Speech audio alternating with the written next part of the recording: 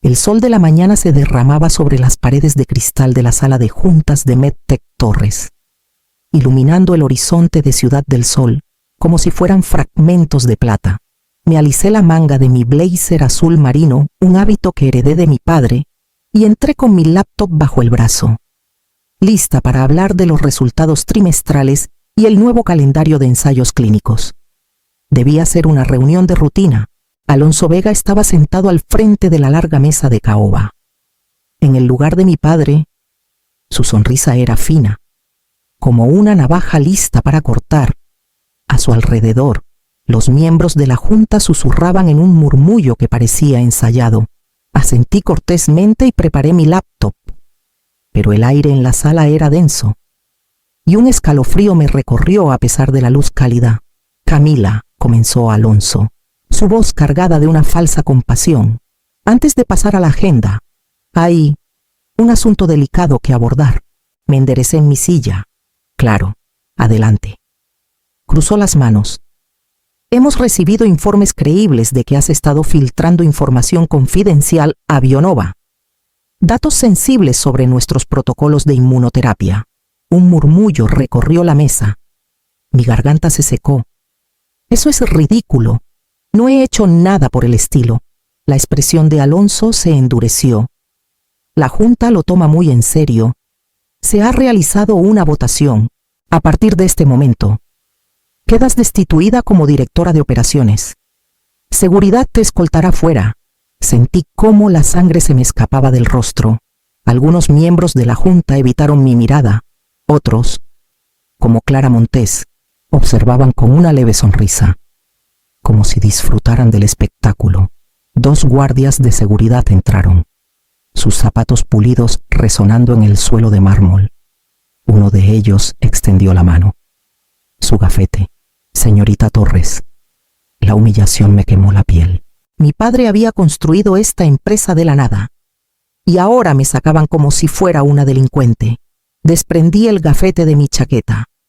Sintiendo el peso de las miradas, el segundo guardia abrió mi bolso y lo revisó frente a la Junta, sacando mi libreta y plumas antes de asentir que estaba limpio. Forcé mi rostro a mantenerse sereno mientras me escoltaban por el pasillo. Los empleados levantaban la vista desde sus escritorios. Con los ojos muy abiertos, los susurros me siguieron hasta el elevador. Cada paso grababa la humillación más profundamente, pero bajo el ardor de la vergüenza, algo más duro tomaba forma, una chispa fría y clara de determinación. Cuando las puertas del elevador se cerraron, la brasa de furia dentro de mí se convirtió en una llama constante, y supe que salir de este edificio era solo el primer movimiento en un juego mucho más grande. Cuando llegué al cementerio de San Rafael, el crepúsculo había caído como un manto pesado sobre Ciudad del Sol. Las últimas pinceladas del sol se desangraban en el horizonte, reflejándose en las hojas húmedas mientras estacionaba bajo un roble viejo cerca de la tumba de mi padre. El motor hacía un leve tic-tac al enfriarse, y la lluvia empañaba el parabrisas. Difuminando el mundo en tonos grises y dorados, me quedé ahí un largo rato, con las manos en el volante, mirando la lápida de granito pulido que llevaba su nombre, Dr. Gabriel Torres. Verlo tallado en piedra aún se sentía como un error, como si pudiera parpadear y encontrarlo en el laboratorio, encorvado sobre su microscopio con un café enfriándose a su lado. Mis primeros recuerdos regresaron de golpe, jugar a las escondidas entre las mesas del laboratorio, el olor a etanol y café fresco en el aire. La voz paciente de mi padre explicándome la diferencia entre una centrífuga y una incubadora a su pequeña curiosa. Nunca me trató como niña en su mundo. «No puedes liderar lo que no entiendes, Camila», decía, con los ojos arrugándose tras sus lentes. «El verdadero liderazgo es callado y paciente. Primero hay que ganar en las sombras». Sus palabras resonaban ahora, cortando la humillación que aún ardía desde la sala de juntas. Apoyé la frente en el volante y, por primera vez desde el Trades de Alonso, las lágrimas se deslizaron por mis mejillas, mezclándose con el ritmo de la lluvia en el tejado. Por un instante amargo, la duda se coló. Tal vez tenían razón. Tal vez solo era la hija del fundador, alguien a quien toleraban en el laboratorio y descartaban en la sala de juntas. Mi pecho se apretó, y apreté el volante hasta que mis nudillos se pusieron blancos. Pero el dolor trae su propia claridad.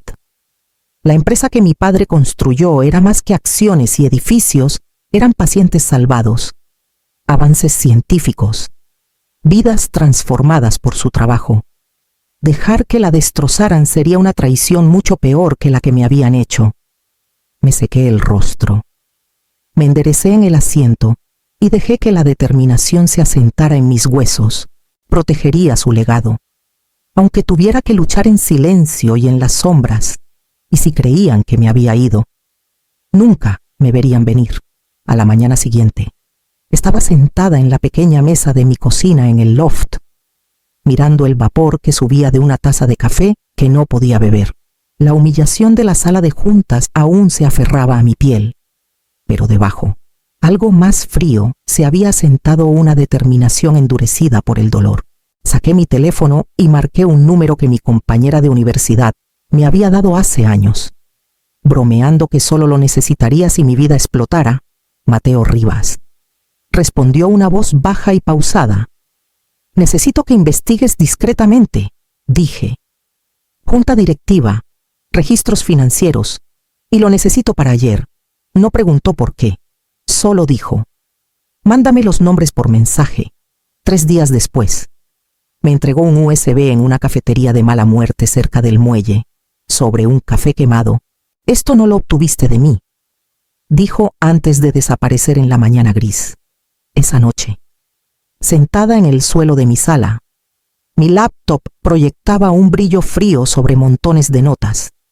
La primera carpeta que abrí me revolvió el estómago. Transferencias bancarias, ventas de acciones y contratos, todos ligados a empresas fantasma, la mayoría a nombre de la esposa de Alonso. Algunos incluso pasaban por fideicomisos con nombres absurdamente genéricos, Socios por la Salud y Proyectos de Renovación Urbana. Los correos eran peores. Clara Montés, quien una vez me regaló un collar por mi graduación en la UNAM, había escrito una vez que Bionova cierre la adquisición. «Tendremos salidas líquidas en 60 días. No te preocupes por Camila. Alonso se encargará de eso». Desplacé mensaje tras mensaje hasta que la verdad fue innegable. No solo me estaban echando, estaban desmantelando el trabajo de mi padre por ganancias. Las investigaciones principales de MedTech Torres, los protocolos de inmunoterapia que podrían salvar miles de vidas, serían vendidos a Bionova. Los tratamientos desaparecerían en bóvedas de patentes, liberados solo cuando maximizaran las ganancias. Mi pecho ardía, pero esta vez no era dolor, era una furia afilada como un bisturí. Querían sacarme para despojar a la empresa sin obstáculos. Cerré la laptop y miré las luces de la ciudad a través de mi ventana. Los enfrentaría a mi manera, en silencio y en las sombras. Y cuando golpeara, no se recuperarían. Pasé la mañana siguiente en el viejo escritorio de mi padre, rescatado del almacén después de que la junta limpiara su oficina. Abrí el cajón inferior y saqué la carpeta de cuero que contenía lo último de mi herencia, ahorros que él había reservado para oportunidades que valen arriesgarlo todo. Si proteger a MedTech Torres no era eso, nada lo sería. El primer paso fue crear distancia. Registré 3 LLCs en Panamá, con nombres tan anodinos que aburrirían a cualquier analista. Inversiones Costa Azul, Holdings Roble Verde y Capital Poniente. Un contacto de Mateo en un bufete pequeño manejó los papeles sin hacer preguntas, y en una semana tenía vehículos para empezar a acumular acciones. De día, me convertí en un fantasma en la ciudad. Cafeterías tranquilas en el distrito financiero, una mesa en la esquina de una sala de lectura en la biblioteca, estacionamientos oscuros donde me reunía con pequeños accionistas después del trabajo. La mayoría eran empleados de siempre, que recordaban los días en que mi padre recorría los laboratorios en bata blanca, Sus ojos se suavizaban cuando les contaba la verdad en voz baja y firme. Alonso y la Junta estaban vendiendo la empresa. ¿Mis acciones harán alguna diferencia?, preguntó un técnico, con dedos temblorosos al firmar el formulario de autorización. Cada voz cuenta, dije, especialmente ahora, de vuelta en mi loft. La transformación estaba completa. Pizarrones cubrían las paredes, llenos de diagramas y notas adhesivas.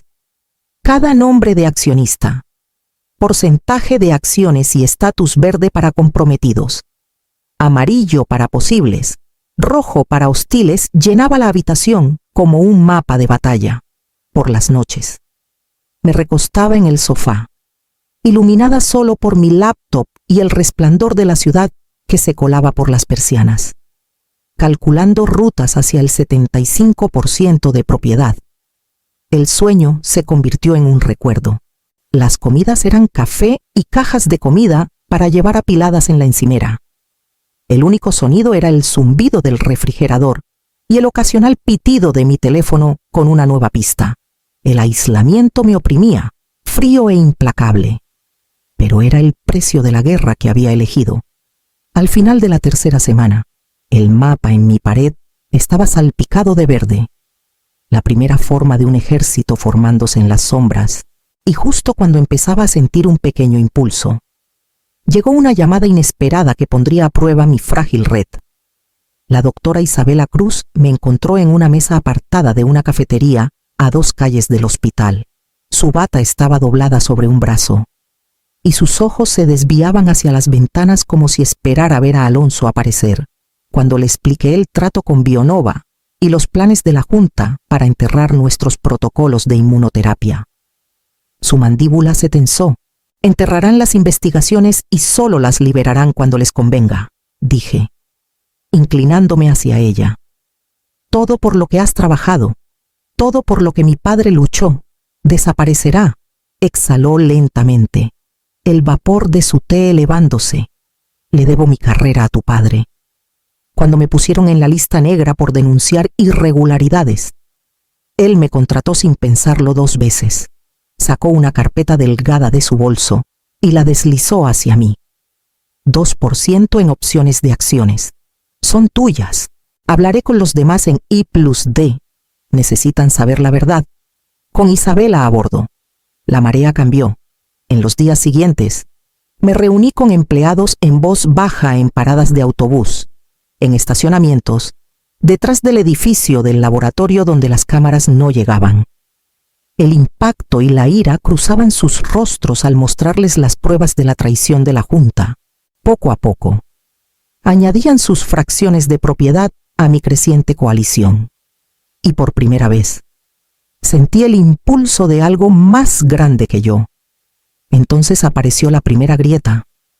Mateo llamó una noche, con voz cortante. Tienes un infiltrado. Alonso sabe que te reuniste con 3 técnicos ayer. Está haciendo preguntas. Mi estómago se hundió. Repasé las conversaciones en mi mente, y la imagen de Diego, un joven técnico que conocía desde su pasantía, emergió. Parecía entusiasmado, incluso orgulloso, de ser parte de mi plan. Mi pecho se apretó con el amargo sabor de la traición. Cancelé 2 reuniones planeadas y pasé la semana siguiente moviéndome como sombra, revisando cada paso, cada nombre.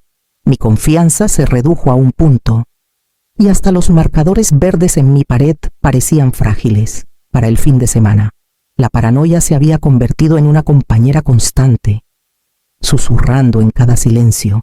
Sin embargo, el mapa en mi pared seguía volviéndose más verde, y con cada nuevo aliado, las apuestas subían. Un solo error ahora podría destruirlo todo. La idea vino una noche sin dormir, mientras miraba el mapa de guerra en la pared de mi loft. Los marcadores verdes y amarillos reflejándose en la ventana oscura. Alonso y la Junta esperaban que me arrastrara o cometiera un error desesperado. Les daría una sombra que perseguir. En 48 horas, Bioprometeo S.A. existía en papel, registrada en Panamá con un sitio web que parecía lo suficientemente real. Una sola página mostraba un logo limpio, una declaración de misión vaga sobre soluciones oncológicas de próxima generación y un correo de contacto conectado a una cuenta temporal. Luego, comencé a alimentar la historia. Programé almuerzos casuales con los mejores científicos de MedTech en cafeterías populares. Siempre en mesas cerca de las ventanas. Dejé que las personas correctas me vieran saliendo de un espacio de coworking en el centro. Incluso publiqué una actualización críptica en LinkedIn, emocionada por nuevos horizontes en la investigación de inmunoterapia. Pronto más noticias. El efecto fue inmediato. Al final de la semana, Mateo llamó con una sonrisa en la voz. El mercado cree que estás robando sus joyas. Las acciones de MedTech Torres están cayendo. Los pequeños inversionistas están soltando acciones como si quemaran. Actué rápido. A través de mis empresas fantasma, compré cada acción disponible. Cada una era una victoria silenciosa. Otro ladrillo en el muro de control que estaba construyendo. Cuando el precio se estabilizó, tenía el 65% de la empresa en silencio, invisiblemente, y muy por encima del umbral que pondría nerviosa a la junta si lo supieran. La consecuencia inesperada llegó igual de rápido. Isabela me envió un mensaje tarde en la noche. Alonso está acelerando el trato con Bionova. Reuniones de emergencia de la junta. Quieren cerrar en semanas, no meses. Me recosté en mi silla, mirando las notas adhesivas y los hilos que conectaban nombres y números en mi pared. El señuelo había funcionado casi demasiado bien.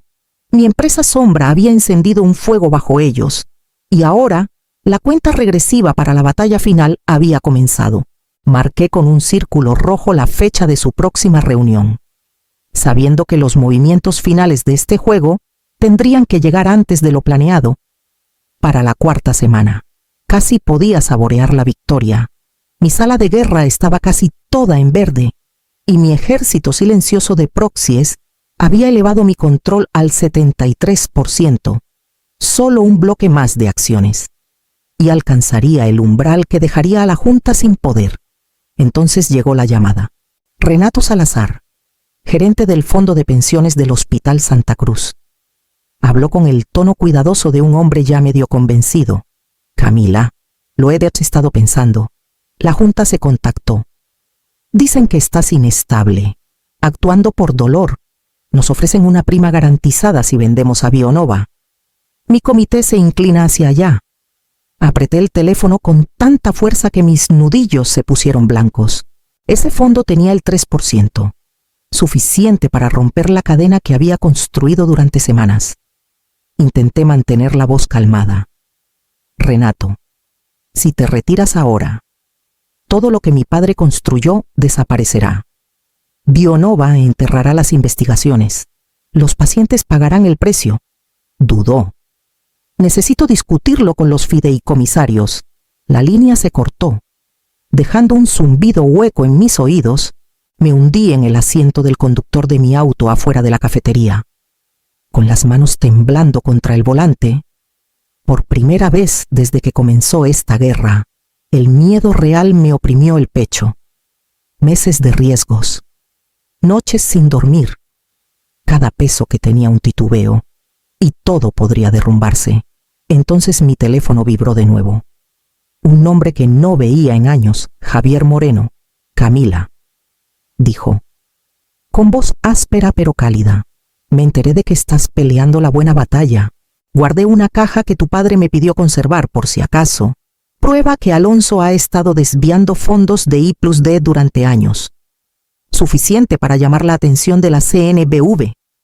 Creo que tus aliados dormirán mejor sabiendo que el enemigo ya está sangrando. El alivio y la adrenalina me recorrieron, con las pruebas de Javier. El fondo del hospital tenía razones para confiar en mí y temer a la junta. En 24 horas, Renato volvió a llamar para reafirmar su compromiso. Manejé a casa bajo las luces de la ciudad, aferrando el volante con fuerza, el terror desvaneciéndose en una fría determinación. Mi pared de marcadores verdes estaba casi completa, y el siguiente paso me llevaría de vuelta a la sala de juntas de la que me habían echado. El elevador zumbaba suavemente mientras subía al piso 40. Cada ding, un latido en mi pecho. Llevaba el traje azul marino de mi padre, impecable, y cargaba el maletín de cuero que ahora contenía más poder que toda la junta. Cuando las puertas se abrieron, el pasillo estaba en silencio, salvo por el leve eco de mis tacones en el suelo de piedra pulida. Las puertas de la sala de juntas se abrieron sin resistencia. Las conversaciones se apagaron al instante. 8 rostros se volvieron hacia mí, algunos pálidos, otros rojos de ira, todos conscientes de que la mujer que habían echado como basura había regresado en sus propios términos. Alonso Vega se levantó de la silla de mi padre. «Seguridad», gritó. «Está invadiendo». «No exactamente», dije con calma, colocando el maletín sobre la mesa. «Tengo negocios aquí, y antes de que se humillen, deberían ver esto». Sonrió con desdén y sacó un control remoto de su bolsillo. Una pantalla en la pared cobró vida, mostrando un video granulado de mí en un pasillo del laboratorio, hablando con alguien fuera de cámara. Mi voz había sido editada en frases sobre vender y Bionova lo tendrá todo. Era risible, pero convincente para quien no supiera la verdad. «Pruebas», dijo Alonso, abriendo las manos. «Ella está saboteando a MedTech Torres.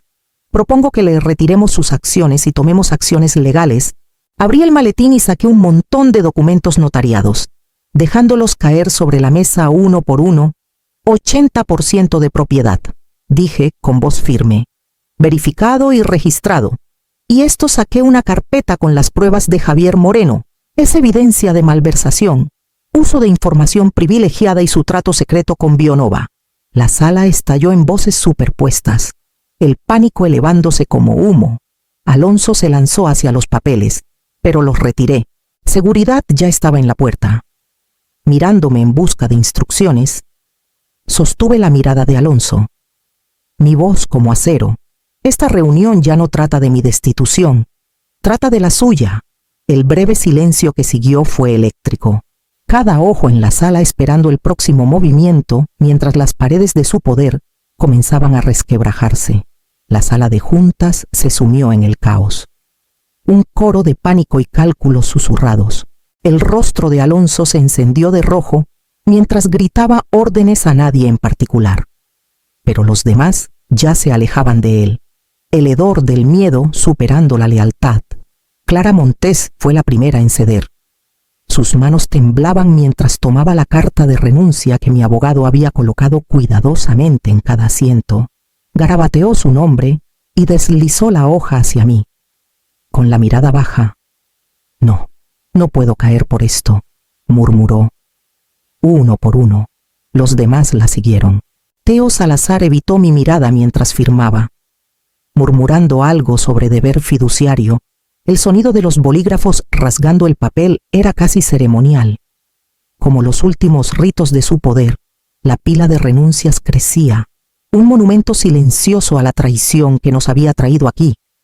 Solo Alonso permanecía, sus manos aferrando el borde de la mesa con tanta fuerza que sus nudillos se blanqueaban. «¿Crees que esto se acabó, Siseo? Acabas de condenar a esta empresa. No sabes los tratos que he hecho». Lo miré con la misma calma que había llevado desde que entré. «Sé de cada trato que hiciste, Alonso. Y la CNBV también lo sabrá. Esto se acabó». Seguridad entró, esperando mi señal. Asentí una vez. Los mismos guardias que me habían sacado como delincuente ahora flanqueaban a Alonso Vega mientras farfullaba y maldecía. Su voz resonando por el pasillo hasta que las puertas se cerraron tras él. El silencio se asentó en la sala. Reuní las renuncias en una pila ordenada y las guardé en mi maletín. Una extraña calma me invadió. No era satisfacción, no era alivio, solo la fría satisfacción del equilibrio restaurado. Por primera vez desde el día en que me humillaron, me senté al frente de la mesa, en la silla de mi padre, y dejé que el peso de mi poder recuperado se asentara en mis huesos mientras me preparaba para el paso que definiría todo lo que vendría después. La sala de juntas se sentía diferente la mañana siguiente, más ligera, más tranquila. como si el edificio mismo hubiera exhalado. Firmé los documentos para transferir el 5% de mis acciones consolidadas a la Fundación Médica Santa Cruz. No era solo un gesto, era un candado en el alma de la empresa, con la fundación como accionista permanente. Ninguna junta futura podría vender Medtech Torres al mejor postor. Esa tarde, me paré en el pequeño escenario del atrio de la empresa. Frente a los empleados que una vez me vieron salir en desgracia, el aire vibraba con expectativa. Isabela Cruz estaba a mi lado, su expresión firme y orgullosa. Hace 3 meses, comencé. Fui expulsada de esta empresa y acusada de traición, pero la única traición vino de aquellos que querían despojar todo lo que Medtech Torres representa. Hoy, eso termina, y hoy comenzamos de nuevo. Un murmullo de aplausos recorrió la multitud. Anuncié los nuevos programas protocolos ampliados de uso compasivo, alianzas con clínicas comunitarias y un compromiso para llevar los ensayos de inmunoterapia a áreas desatendidas. Cada promesa era como un hilo que cosía de nuevo el corazón de la empresa. Los empleados asentían. Algunos sonreían. Otros secaban lágrimas silenciosas. Por primera vez desde la muerte de mi padre, la esperanza llenaba estos pasillos nuevamente. Cuando el edificio se vació y los ecos del día se desvanecieron, regresé a su oficina. Ahora la mía. Abrí el cajón inferior de su viejo escritorio de caoba y encontré un sobre amarillento con mi nombre escrito en su letra: «Estás lista ahora». Adentro no había discursos, ni instrucciones, solo su vieja pluma fuente y una sola línea. «Construye algo que nos sobreviva a ambos». Sostuve la pluma en mi mano, el peso de su fe cayendo sobre mí como un manto cálido. La guerra había terminado. El legado estaba vivo y al fin estaba exactamente donde debía estar. Carácter ENG Elena Carter, 35 TVN. Camila Torres, 35.